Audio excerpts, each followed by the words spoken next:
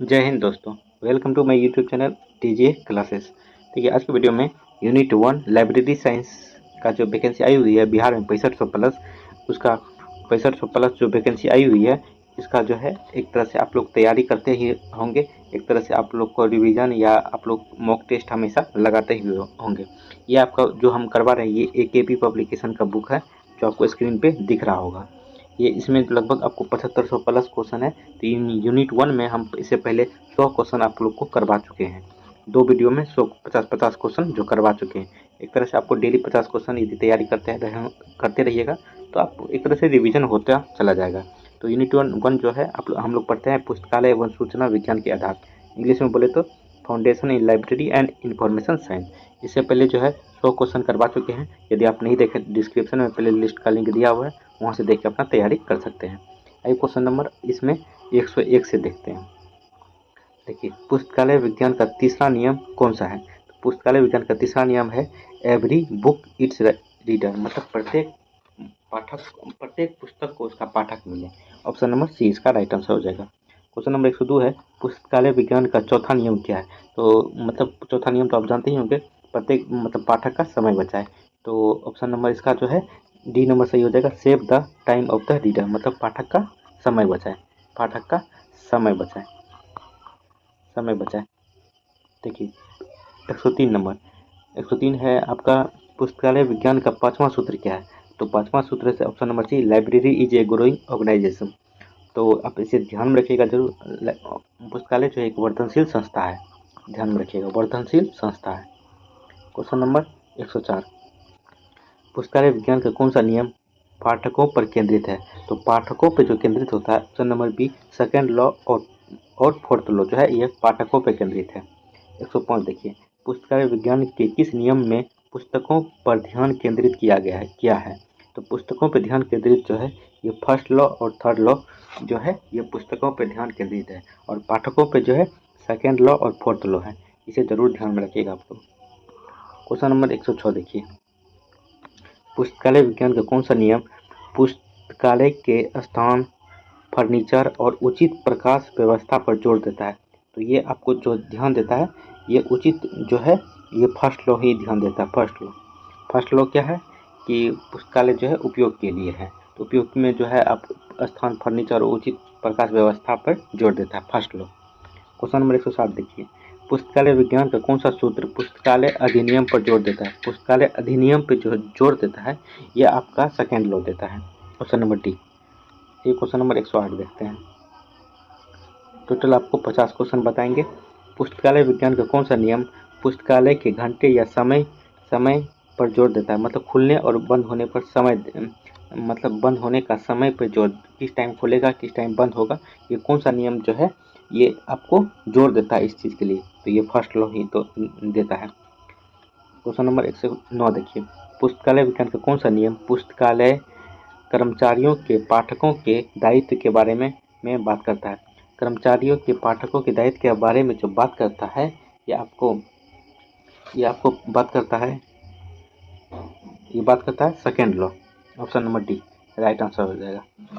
आइए question number 110 देखते हैं। देखिए 110 है पुस्तकालय विज्ञान का कौन सा नियम पुस्तक चयन से संबंधित है? तो पुस्तक चयन से जो है ये सेकेंड लॉ संबंधित है, option number B. Question number 111 देखिए पुस्तकालय विज्ञान का कौन सा नियम पुस्तकालय में खुली पहुंच प्रणाली यानी ओपन एक्सेस सिस्टम पर जोर देता है? तो ओपन एक्सेस सिस्टम जो है ये जो जोर देता है ये आपका थर्ड लॉ जोर देता है, ऑप्शन नंबर एक इसका राइट आंसर हो जाएगा।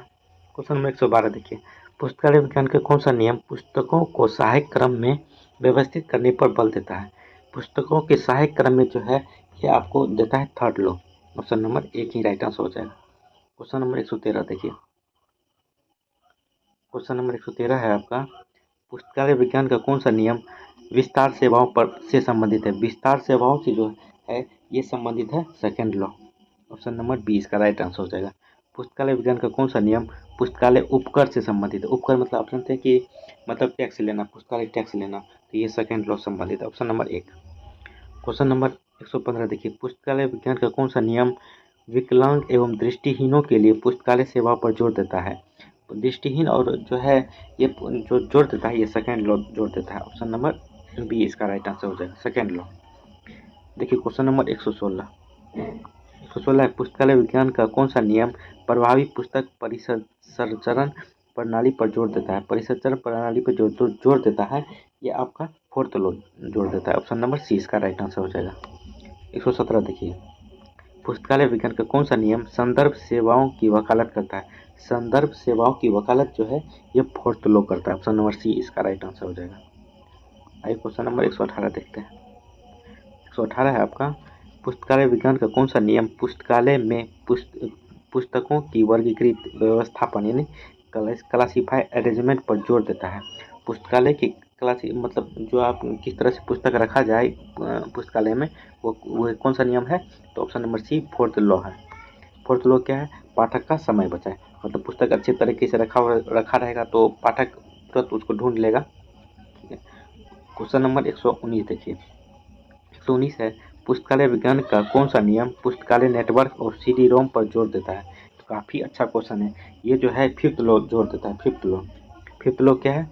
फिफ्थ लॉ है, पुस्तकालय एक वर्धनशील संस्था है, मतलब कि एक जो है ग्रोइंग संस्था है, मतलब कि ये बढ़ते रहता है, बढ़ते मतलब अपने आप को जो है बदलते रहता है, जिस टाइम जैसा समय रहे वो।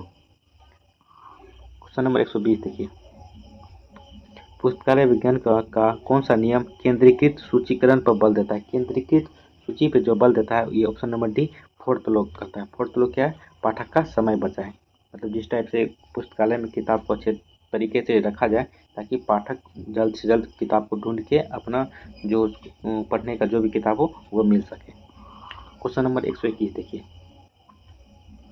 121 है आपका, पुस्तकालय विज्ञान का कौन सा नियम स्टेक रूम गाइड पर जोर देता है? स्टेक रूम गाइड पर जो जोर देता है, ये आपका फोर्थ लॉ जोर देता है, फोर्थ लॉ। 122 देखिए, पुस्तकालय विज्ञान का कौन सा नियम पुस्तकालय में पुस्तकों का वर्गीकरण और सूचीकरण पर जोर देता है? पुस्तकालय के वर्गीकरण और सूचीकरण पर जो है थर्ड लॉ जोर देता है। Option number 1। 123 देखिए, पुस्तकालय विज्ञान का कौन सा नियम पाठकों के अधिकार पर बल देता है? पाठकों के अधिकार पर जो बल देता है, ये सेकेंड लॉ देता है। ऑप्शन नंबर सेकेंड लॉ है आपका, प्रत्येक पाठक को उसका पुस्तक मिले।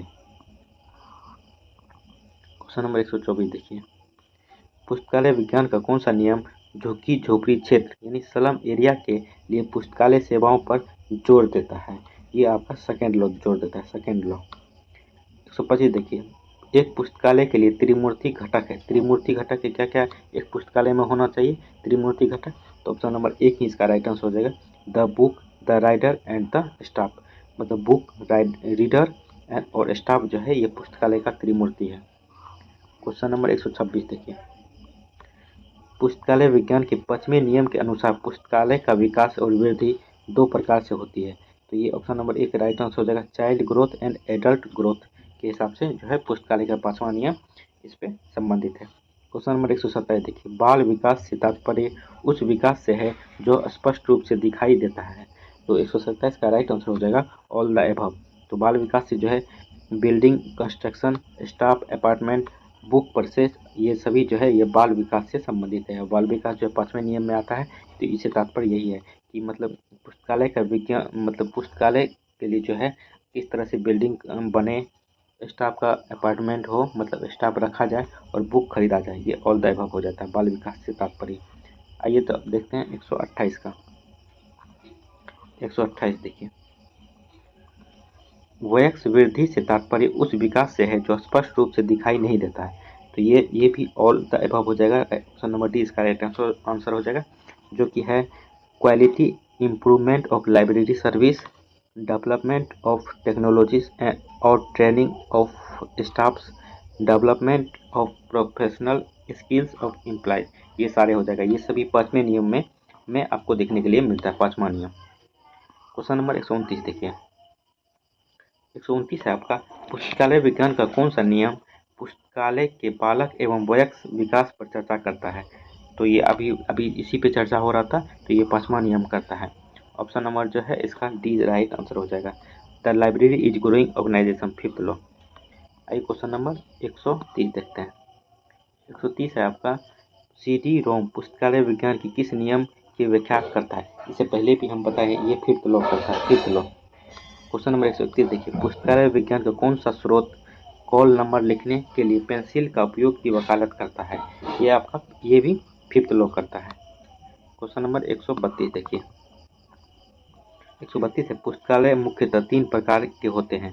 पब्लिक, ऑप्शन नंबर 1 ही राइट आंसर है, public, academic and special library होते हैं। ध्यान में रखिएगा जरूर, मुख्यतः 3 प्रकार के ही होते हैं, पब्लिक, एकेडमिक और स्पेशल लाइब्रेरी।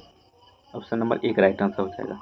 क्वेश्चन नंबर 133 देखिए, एक पुस्तकालय जो जनता द्वारा और जनता के लिए चलाया जाता है, इसको पब्लिक लाइब्रेरी कहते हैं। क्वेश्चन नंबर 134 देखिए, यूनेस्को द्वारा पहला सार्वजनिक पुस्तकालय घोषणा पत्र कब तैयार किया गया था? तो पहला सार्वजनिक घोषणा पत्र जो है, ये ऑप्शन नंबर 1 1949 में तैयार किया गया था। क्वेश्चन नंबर 135 देखिए, इफ्ला के सहयोग से यूनेस्को द्वारा सार्वजनिक पुस्तकालय मैनुअल में किस वर्ष संशोधन किया गया था?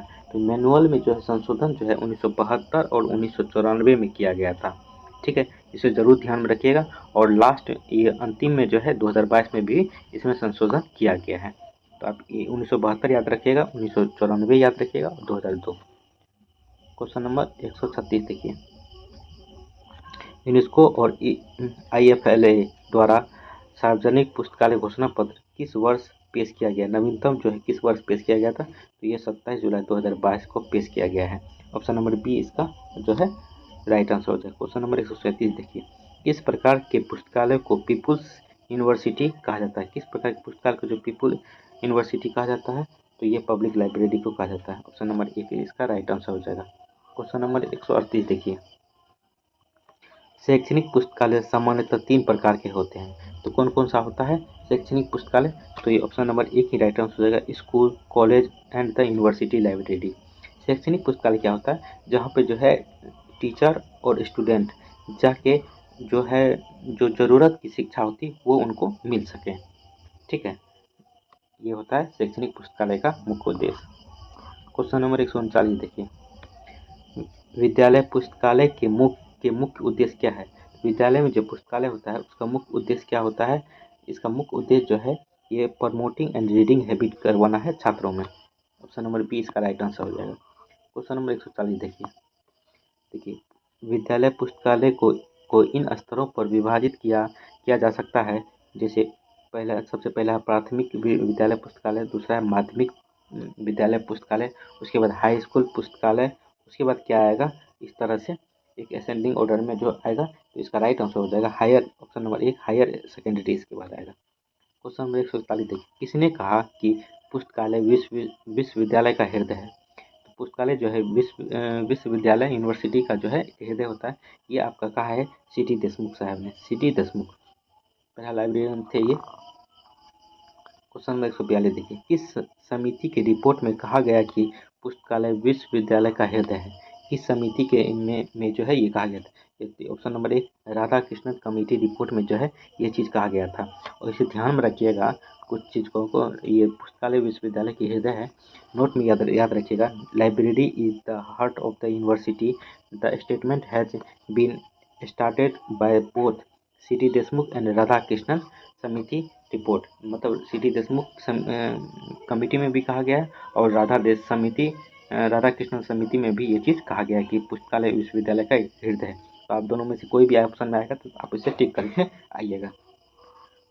क्वेश्चन नंबर 143 देखिए, राष्ट्रीय पुस्तकालय की स्थापना किस पुस्तकालय की स्थापना से मानी जाती है? राष्ट्रीय पुस्तकालय की स्थापना किस पुस्तकालय की स्थापना से जो है मानी जाती है? तो ये कलकत्ता पब्लिक लाइब्रेरी से मानी जाती है। क्वेश्चन नंबर 144 देखिए, सेंट्रल रेफरेंस लाइब्रेरी कलकत्ता की स्थापना कब हुई? तो इसकी स्थापना जो है 1955 में की गई थी। ध्यान में जरूर रखिएगा। क्वेश्चन नंबर 145 देखिए, काफ़ी अच्छा क्वेश्चन है। क्वेश्चन है आपका, कलकत्ता पब्लिक लाइब्रेरी 1836 किस भवन में संचालित थी? तो कलकत्ता पब्लिक लाइब्रेरी जो 1836 में जो स्थापना हुआ था, ये फोर्ट विलियम कॉलेज में जो है इसकी स्थापना की गई थी। क्वेश्चन नंबर 146 देखिए, कलकत्ता पब्लिक लाइब्रेरी को इंपीरियल लाइब्रेरी में कब विलय किया गया? तो ये विलय जो है 1902 ईस्वी में किया गया है। ऑप्शन नंबर 1 राइट आंसर हो जाएगा। क्वेश्चन नंबर 147 देखिए, काफ़ी अच्छा क्वेश्चन है, काफ़ी इंपॉर्टेंट भी क्वेश्चन है।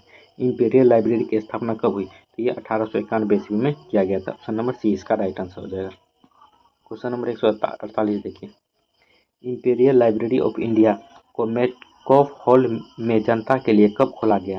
काफ़ी अच्छा क्वेश्चन है। इंपीरियल लाइब्रेरी जो है, इंपीरियल लाइब्रेरी ऑफ इंडिया और कलकत्ता लाइब्रेरी को मिला के जो है ये इंपीरियल लाइब्रेरी बनाया गया। ये मेटकॉफ हॉल के लिए, जनता के लिए जो है 30 जनवरी 1903 को जो है खोला गया था। ऑप्शन नंबर 20 जो है इसका राइट आंसर हो जाएगा। क्वेश्चन नंबर 149 देखिए, इंपीरियल लाइब्रेरी को राष्ट्रीय लाइब्रेरी कब घोषित किया? तो ये 1948 में किया गया था, आज़ादी के बाद, और 1 फरवरी 1953 को जो है ये जनता के लिए खोल दिया गया था। क्वेश्चन नंबर 150 वही है, ध्यान रखिएगा। जब तत्कालीन शिक्षा मंत्री अबुल कलाम आज़ाद राष्ट्रीय पुस्तकालय सभी भारतीयों के लिए खोला गया था, तो कब खोला गया? 1 फरवरी 1953 को, ध्यान रखिएगा। ऑप्शन नंबर 20 का राइट आंसर हो जाएगा। तो टोटल 50 क्वेश्चन बता दिए। कैसा लगा वीडियो कमेंट करके ज़रूर बताएं। यदि आपको इसका PDF चाहिए तो PDF आप मेरे टेलीग्राम चैनल पे आपको मिल जाएगा। टेलीग्राम का लिंक डिस्क्रिप्शन बॉक्स में दिया है, वहाँ से ज्वाइन करके PDF ले सकते हैं, ताकि आप लोग अच्छा से रिवीजन इसका कर सकें। चलिए, थैंक यू, जय हिंद। चैनल को जरूर सब्सक्राइब कर दें। चलिए, थैंक यू, जय हिंद।